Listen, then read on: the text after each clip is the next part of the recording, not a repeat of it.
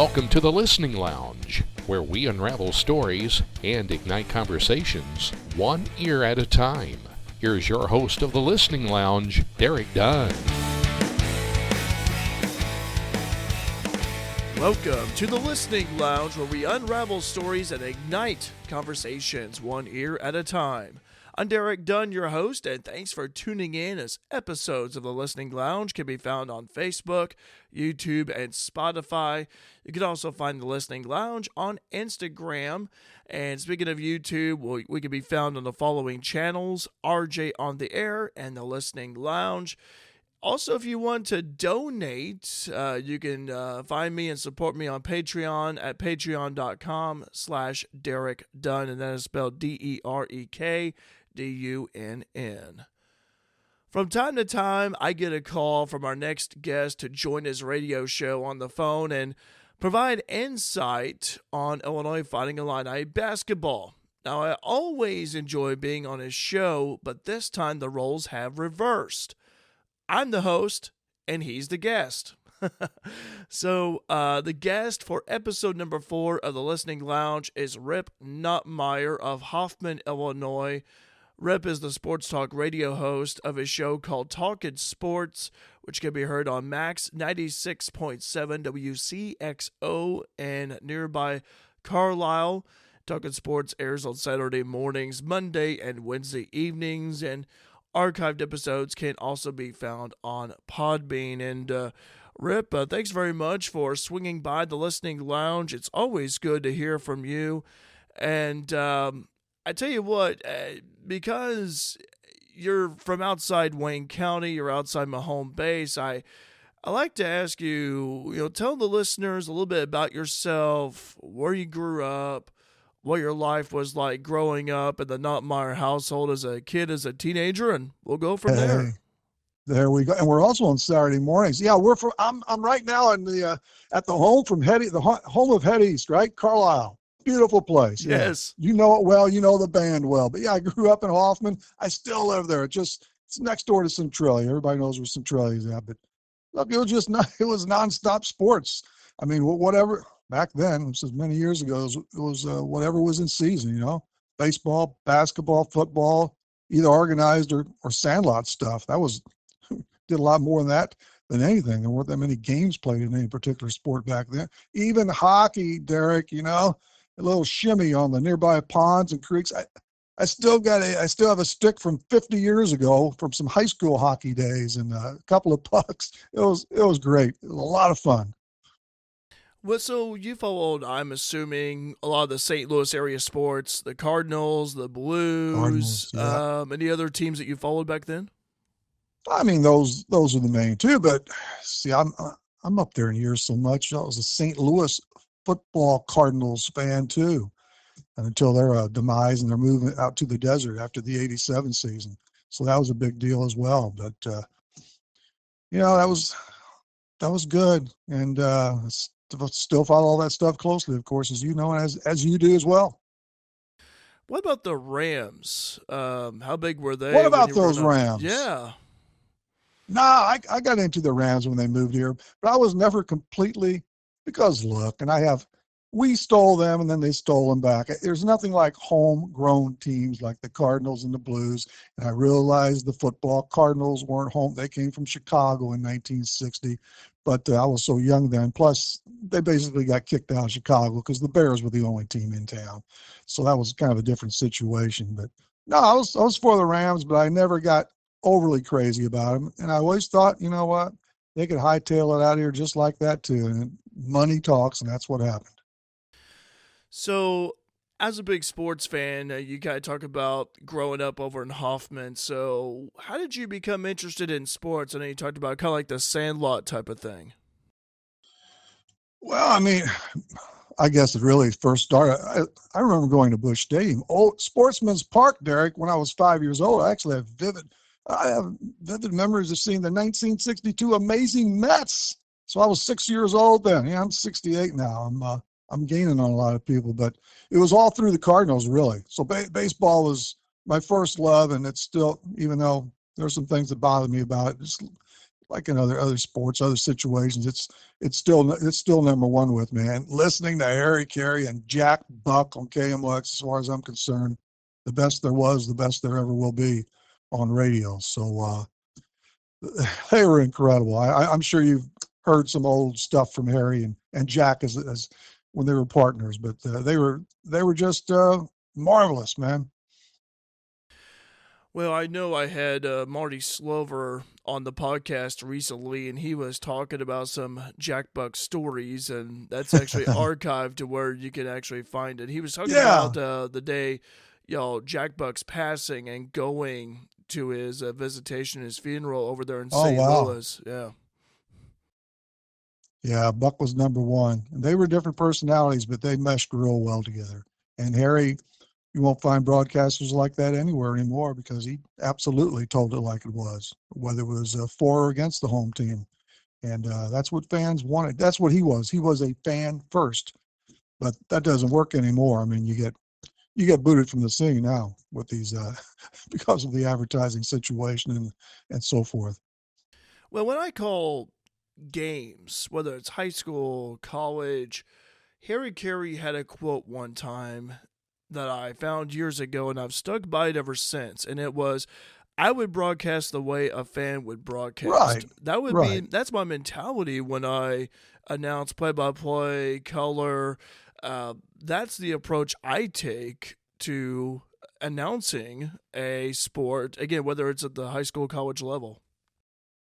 Yeah, that's the best. Now we have a little different situation here where we do 4 or 5 different schools from the county, so you can't. When they meet up with each other, you got to go down the line. You got to be kind of neutral, I can't, if it's Carlisle against Breeze Central, I can't show my allegiance to Carlisle. You got to play it straight there. But if they're playing opposing teams, that's what I do too. It's all in 100% for that club. Yeah, I was wondering about. I knew Carlisle and there's Breeze, Modern Got to Day, walk a and little there's tightrope there, yeah, Breeze because we do cover Central. broadcast all those teams Yeah, games. I was wondering who you kind of, I mean, homered toward, if you will. I wondered about that. Yeah, you don't really. I don't think I ever have. Yeah, it's not quite the same as you generally have with Fairfield, for instance, or maybe Frontier, or whatever. Now, I had an ideal situation several years ago now, I guess 2 different stints with Centralia Radio, and we did the Centralia Orphans games. I mean, there was nothing like that because it was all orphans all the time, and that was the only team we did. So it was much like Harry. I mean, it was completely in favor of them, and that's the best situation. You can just follow one team and do one team and cover that. Did you ever cover Kaskaskia College by any chance? We did in some years when I worked for JBD over in Salem, which is another very good spot. Bill Hawley, do you know Bill somewhere along the line? I remember the name. Yeah, he's still broadcasting there, but I worked with Bill Hawley a lot. We did Kaskaskia College basketball, certain select games for the 3 years that I was there, the Blue Devils and the Blue Angels, and that was pretty cool. That was a little different element. Boy, some real athletes, as you know. Well, I'll tell you what, there's been some good athletes, Centralia, Salem, talking Oh, about Carlisle and Breeze over the years. It's been a hotbed of talent over there. a lot of college athletes, several pros, major leaguers in baseball. It's been steady from the time I was a kid on, and I don't think it's going to change. No, not at all, because I think you have good coaching, you have good Right. talent, and then you also have St. Louis, which is near. Ain't that far of a trip over there where they can take advantage of those facilities over the St. Louis metro area. And also the competition when you go out west is also better. So in a Right. way, The Metro East, yeah, yeah, that can be yeah, a bear there. yeah. I Yeah. was gonna say there's some factors in that. Especially through football and basketball. And well, in soccer now, I mean, just for instance, now girls soccer, I mean, they battle some terrific squads as far as that goes. And speaking of, training and so forth, now we have the Gary Gailey Sports Academy right down the street from us. And that's going great over there. So there's lots of opportunities to play and get better if you want to. And And most take advantage of all that stuff. Again, this is Rip Nottmeyer of Talking Sports here in the Listening Lounge. Rip, I've always wondered, I don't think I've ever asked you this, but your journey into sports talk radio. I mean, I know you've called some games in the past, but I just wondered what inspired you to pursue that career path. You know what? Got to drop back to Harry and Jack. I mean, I used to be them in the backyard at 5 and 6 years old. I play all the games in my backyard. And again, that duels with baseballs being my favorite too. But I always wanted to be one of those guys, you know, if not, I guess playing Major League Baseball first, right? That's a larger dream. And then second, broadcasting with coaching, just a slot behind. But and the thing is, I kind of messed up, but we had a family business. I didn't even get into broadcasting until I was, 28 or 29 years old in the late 80s. So you really need to get into it early. But we had another situation going there, which was pretty good, so I stuck with that. But I just always loved it. And I'd listen, you know, in the old transistors, Derek. I'd be one of those kids, have that stuck by the pillow at night and go to sleep without listening to Cardinals games on the West Coast and so forth. I bet you guys snuck that transistor radio underneath your pillow at night. You Yes. Quietly. You probably haven't even seen a transistor, right? Well, You're a young guy. I actually have just like photos of it anyway. Photos, okay. Well, I don't have any left either. Well, I might have one left, but I don't believe it's in great condition anymore. Well, what about the Walkman, though? What's that? I was going to say, what about the Walkman? You know, when it came out, did you ever have like a Walkman at No. all? Or, oh. No, I passed. Do they still have those? I don't guess.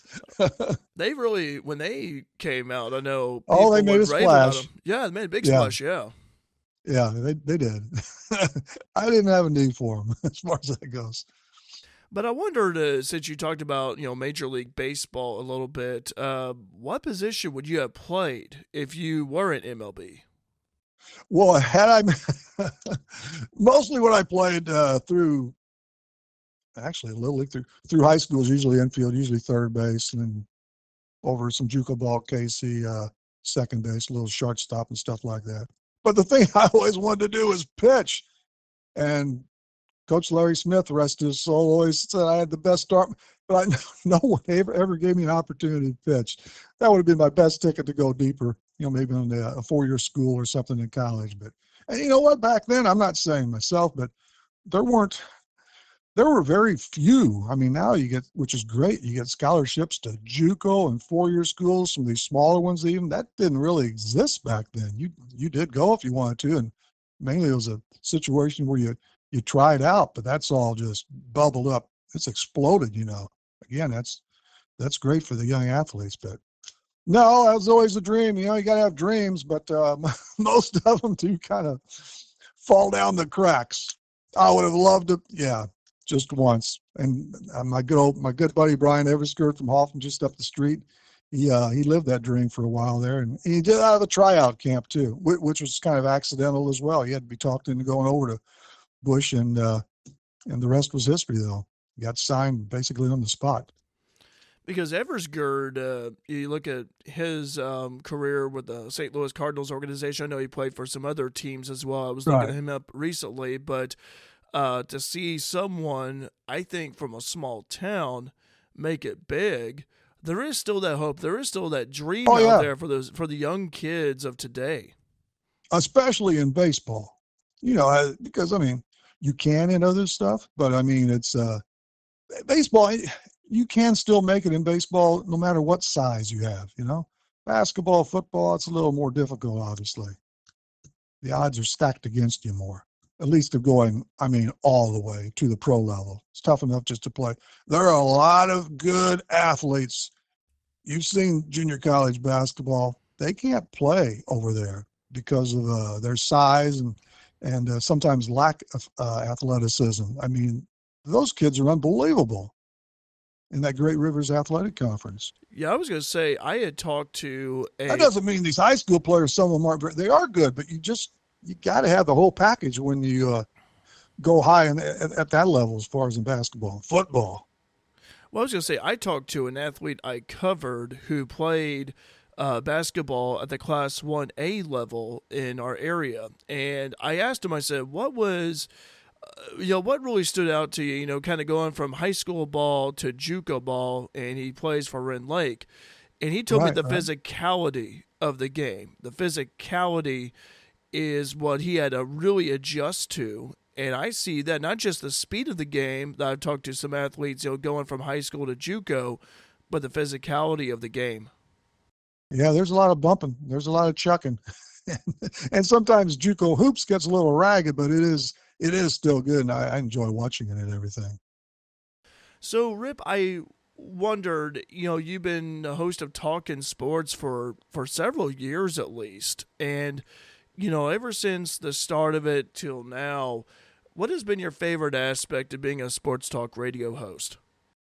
Just being able to interview all these the many interviews with first of all, the staple of shows, of my shows anyway, still remain the area guys and gals, but I definitely relish those interviews with the pro and college elite, if you want to.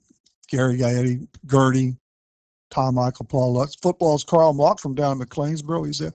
I had a couple Hall of Famers on, Jackie Smith, Bernie Federico, and so forth. I just love bringing those people on and talking to them, and listeners seem to like it too. And I always, suspected they would, because they bring a good brand to the air.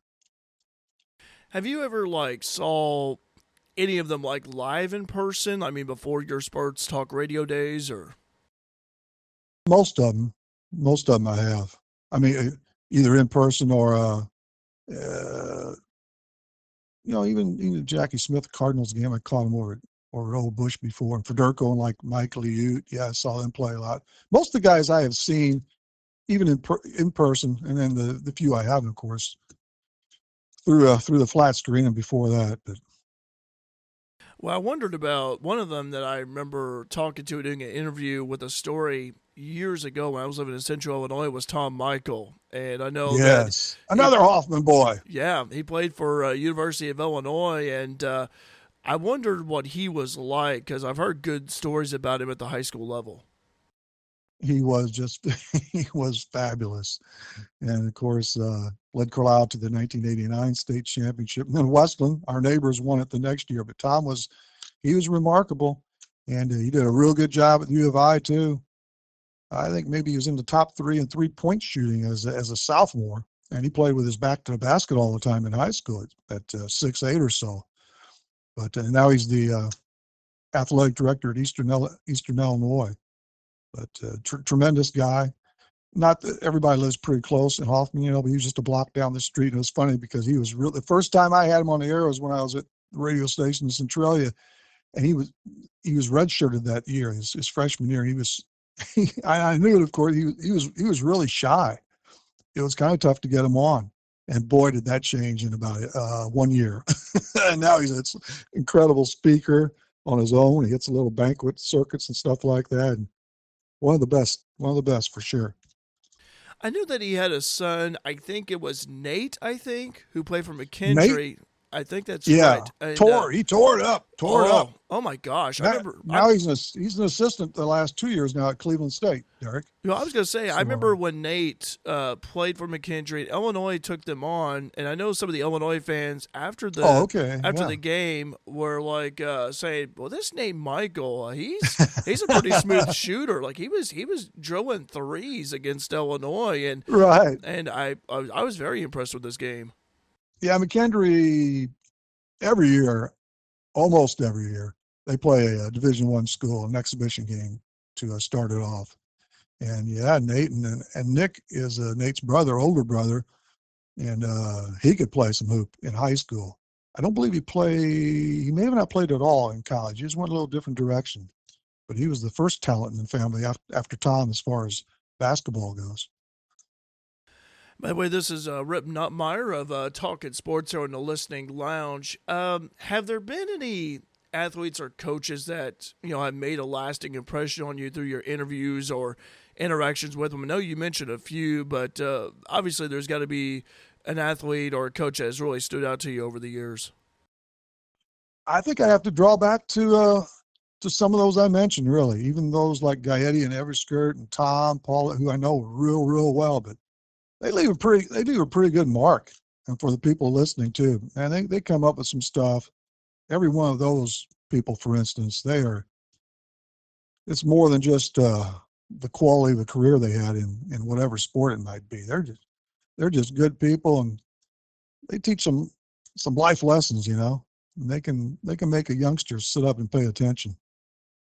I always think like when you have a player, a coach, whether they're active or even like maybe they just retired, that sort of thing. Their insight to the game, they know things that we Exactly. don't know.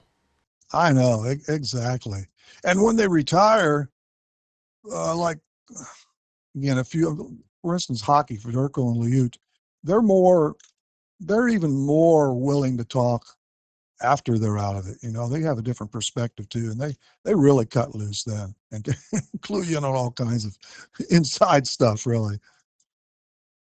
So I work in the field of education at a I community know it. I'm college. proud of you, man. Appreciate it. Thank you. It's going great. And You get that fake degree through the internet? hey, I had an associate's in radio and TV from Wabash Valley College. I had a bachelor's in mass comm from Eastern Illinois University, so I'm pretty proud of those I believe degrees. you. Yes, I know. But I tell students that whatever school and career you're looking into, research goes a long way, and it also applies here to the broadcasting realm. And I know that you do some research and prep and a talk in sports, and describe how research as a sports talk radio host has helped you out. You got to do that. I mean, I do a bunch of prep. I don't know how I did, or we did it many years ago before the internet. I mean, we got the stuff from somewhere, but you got to do prep work. You have to know what you're talking. I've heard different people, especially on not even just smaller stations, others too. They'll have a coach on.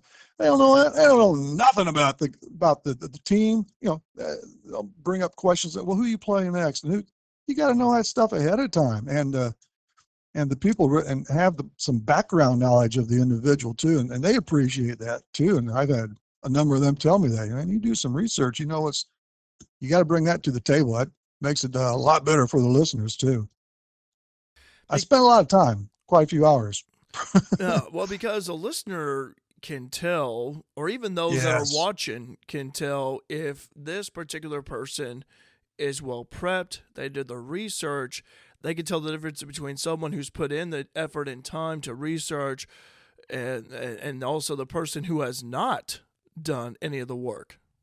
And they also can tell if you really wanted that person on the air or not. And actually, everybody I bring on, I want, and there are always, little skips here and there. But as far as anybody outside of local area basketball, so any of these name brands that I bring on, if I don't like them, I'm not going to have them on the show. And I heard Rush Limbaugh once. People, love him or hate him back in the, and he was incredible in my view. But one thing he always said too, if I'm not interested in having somebody on, or if I'm not interested in that subject, the listeners are going to be able to tell, and I won't have them on. And they'll follow your lead. Right. And that's one of the reasons why I started this podcast, is because I love this. I believe that there's people who have a story to tell, and it's like we are talking in conversation now, but there's things to learn. And I look at it from also an educational standpoint is that I'm learning from you about the people you've had on and about your career a little bit and your life, and you're learning some things from me. And I always learn stuff from Drk-Dun, believe me. I want that aspect to continue. And I think that, and there's people who don't really know who you are, but yet it's like we're getting to know you better, and we're getting to hear your story about, like your rise in sports talk radio, how you started. And because I think there's people out there, especially the younger group with podcasting now, that's really been like a flamethrower as of late. It's like there are people who really want to start in podcasting in the media sense, And so this is, I think, kind of like the foundation, could be like the inspiration, if you will, for people my age, even younger, like the high school, college age kids, to really start venturing into this realm. Well, I haven't risen in the ranks much. I think I really do think I could have had I applied myself more. But again, I got a little bit of a late start and didn't take a chance for those youngsters out there, Derek. I mean, take a chance when you're young, move somewhere, go somewhere else, and you'll know whether you're any good. They'll tell you. The listeners will if the owners don't pay attention there. And if you get into the interviewing situation, pay attention, listen to the guest. I mean, that's another thing. You probably heard it when an interviewer reels off a question, he doesn't pay attention to the answer. He'll ask another question just like it, or you gotta love this or you can't do it. Put it that way, no matter what you're getting paid. Exactly. And it's not just another job. No, not at all. Like, see, I like podcasting. I've always had a fascination with it. And even like when I was in my radio days, I still had a fascination with it. And for this right here, I get to podcast whenever I want, whether it be at home or maybe I could take it out on the road. And that's the beauty of it. I really like it. You got to get Wayne Hari on there. Oh, I'm gonna try to get Wayner on there. I've got some guests. I've got some guests I'm lining up right now. So I know it. You're on the ball. You're on the jump. So Rip, more of a two-parter question. We're going back to the athlete and coach type of thing, but and Derek, I might have to go after this. Okay, that's fine. But if there's one athlete or coach that you've always wanted to interview that is alive today, who would it be and why? And then if there's an athlete and coach that's passed away that you've always wanted to interview, like you've always wanted to go back in time and interview him, who would it be and why? A little bit of a two-parter question. The one that comes to mind real quick as far as living and in great health is Highland Sam Laporta. I know he's new to the pro scene, but he had his splash rookie year with the Detroit Lions, and he's just down the block here, and I'm working on that. But he means so much to our area. So I want to hear from Sam here. Hopefully this summer sometime. We'll see what develops there. And just thinking back on Germantown's Red Shanings, I think there are so many. But oh yes, I met him 2 or 3 times at Bush when I had some press passes back in the Everskirt and Coyote days, and he was great then. Once I told him where I was from, basically. Just a clip down the street between Hoffman and Germantown, and that got him talking. So we had some good discussion, but I never had him on the air. And I came close a time or two through some people who knew him very well. It just didn't materialize. He would have been great to bring on because he was all class, plus his accomplishments, especially as a Clinton County native. So I missed out on him. And Red was one of a kind. I know some of the people in his age group still who just thought the world of him. Yeah, I was going to ask early on, and I thought of that name, and I wondered if you had any interactions with him, because I know he's from nearby Germantown. Just off the air, yeah. Yeah, I wondered about that. Which was great. I treasure those, but I wanted to get him, on. And it's not that he didn't. We just didn't make connections, and I didn't approach it that often. But, it happens. Didn't happen. It so happens. I regret that. Well, anyway, hey, Rip, I know you're a busy man. Thanks for joining me here in the Listening Lounge. Appreciate it as always. And I'm looking forward to when I'll be a guest on your Talking Sports radio show. Oh, we'll have you back on again, Derek. No doubt about that. We got here a few Head East comments as well. So Roger Boyd and Company, right? Oh, absolutely. They're still shuffling on. They're still big time. Absolutely. And Rip, by the way, also, for those who would like to know more, maybe they want to tune into your show. I know it is archived for those who are outside of the listening area of WCXO Radio in Carlisle, so they could access those episodes on Podbean. Is that right? Yeah, I believe it's that Rip with 1 P, talking without the G. Rip Talking Sports at Podbean and N.com. Rip Talking Sports at Podbean.com. Got all the shows on there. Okay. All right. Well, Rip. Hey, I can't remember my Twitter handle. well, I'll you can tell me afterwards, and I'll post it in the description. How's that? Thanks a lot, Derek. Thanks, Rip. I appreciate it. Again, that was Rip Nottmeyer of Talking Sports. Check him out, and want to thank Rip for being a guest here on the Listening Lounge. Again, you can access the Listening Lounge episodes of it through our Facebook page, YouTube pages, RJ on the Air, as well as the Listening Lounge, and Spotify. Also, stay tuned. We'll have some audio clips from each podcast episode. There'll be a few highlight clips, so you can check that out on our Facebook and Spotify pages. Also, you can find the Listening Lounge on Instagram. And also, if you want to donate to the host, the content creator, which is me, you can find me on Patreon at patreon.com/Drk-Dun. Until next time, thanks for joining us here on the Listening Lounge, where we unravel stories and ignite conversations one ear at a time.